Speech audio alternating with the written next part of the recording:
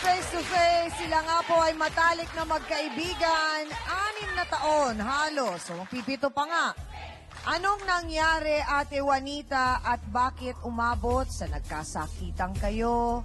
Pero dati, pinagkakatiwalaan mo siya, alam niya ang sikreto mo. Alam mo, kasi yan si Juby talaga. Mula nagkakilala kami yan, tinuri ko rin talagang kapatid yan.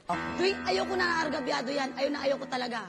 Pag sinisiraan niya, sinasabihan ko, kung kayo mas nakakaintindi sa kanya, ay huwag niyo nang patulan. Pero Ayoko bakit yan. ngayon lumalabas, di umano ang sabi, ikaw ang naninira sa Hindi kanya? ako naninira, never ako naninira dyan. Siya nga, me. Never na never. Okay, sige. Alamin lang natin, Juanita, kailan nagsimula na ganito na yung nagiging parang aksyones ni Juvie? Kailan mo napansin yun na nagsimulang ganon? Mula na nagkaroon, mula kasi umalis ang asawa niya, talaga si Juby, problemado yan. Okay. Sa totoo lang, mula umalis sa asawa niya, siyempre asawa niya umalis, wala naman talagang iniwan, talagang sulo niya. Okay. Kaya nga nandyan ako lagi sa kanya eh. May sakit ang anak niya, ako lahat ako. Dahil si may sakit, dahil mga baon. Alam niya yan eh. Wala nag-iintindi sa anak niya. So, sumakatwid, isang beses pa nasabi ko sa Juby, ba't ganyan ka na? Ba't pa nasisiraan ka na ng ulo? Sabi ko, tama ba siyempre ako, naiintindihan ko dahil nga sa mga anak niya, iba sa ngayon, iba na siya. Sa dami, distansya na ako sa kanya. Lahat ng kaibigan niya, pinakilala ko pa sa kaibigan ko. Mismo rin niya nagsasabing prong-prong siya. Hindi lang din ako. Mismo na po yung mga kaibigan niya nagsasabi, Day, ba't ganyan na si Juby? Parang baliw na. Hindi na ako nagsasabihan, sila na. Pero diretso ang tanong, gaano katotoo, Juanita, na kaya ka nagkakaganyan, kaya ka gigil na gigil, dahil mula nung dumating ang asawa ni Joey galing sa ibang bansa, hindi ka makautang sa kanya? Ano utangin dyan?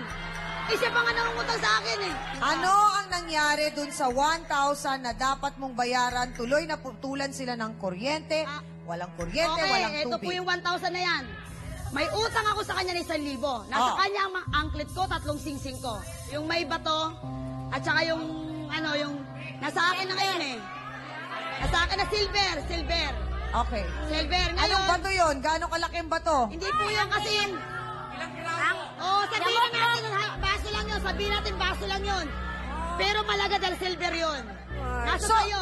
ang sinasabi mo, nawala niya. Nawala niya isang singsing na yon kaya hindi niya maibigay sa akin ang silver ko. Sabi ko, Juby, transparent tayo. Bayaran kita, ibalik mo sa akin ang silver ko.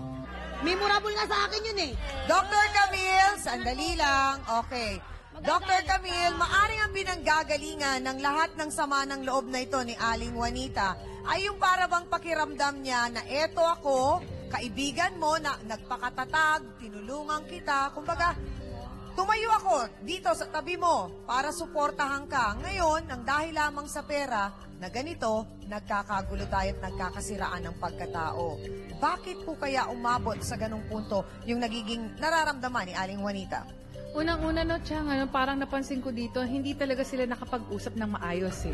Alam nyo, kung lahat ng bagay na pag-uusapan ng maayos, hindi magiging ganyan ang problema nyo. At saka yung pagpaparatang kasi na sasabihin mo ng isang tao ay krung-krung. Alam mo, napakalaking dagok. Hindi lang At kasi masakit. Dapat nyo intindihin ang mga taong ganito na sinasabihan nyo, wala kayong prueba.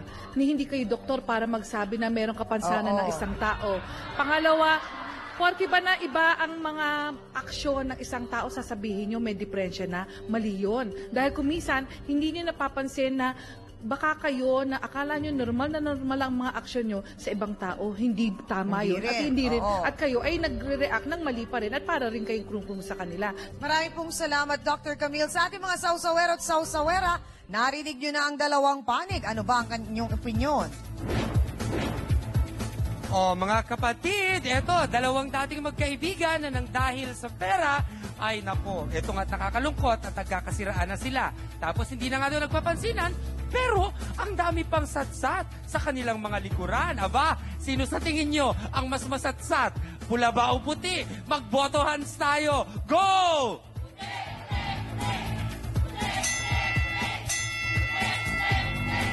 Nakutsang parang ang suporta ng mga sausawera ay para kay Ate Juvie na parang sinasabi nilang, mukhang mas maraming sinasabi itong si Ate Juanita. Yan ang ating boto hands. Mga kapatid, para po sa kanya, abusado, walang utang na loob at ingratang araw si Aling Juanita. Bakit naman kaya niya nasabi yun? Narito po, si Aling Mariti Matet Dadula. Pasok!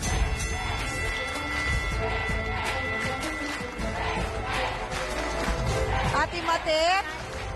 Sabi mo, krong-krong. Ako, hindi ako krong-krong. Okay, Paano ka sandali sasabihin? lang. Sandali lang po. Teka lang, sandali lang. Si Joby nagsasabi ko.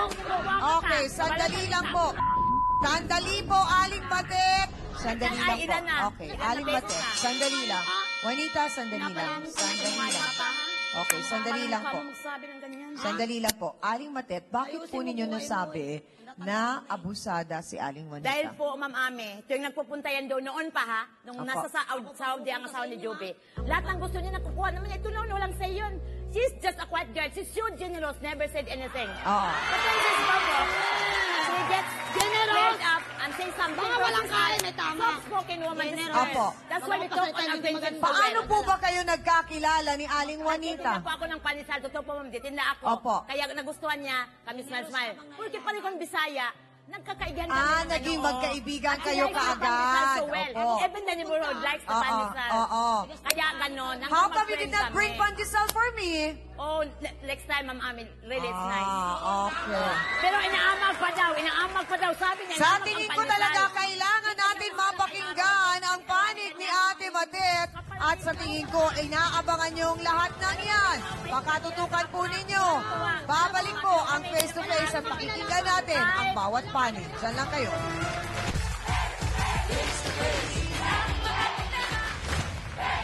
Base sa aming research, Ate Bimlim, meron kang sasabihin. Ano ang sasabihin mo? Pares kasi lang ng mga lalaki. Isang lalaki lang nilang dalawa. Kuya Johnny po, dalawa silang lalaki. Sure ka?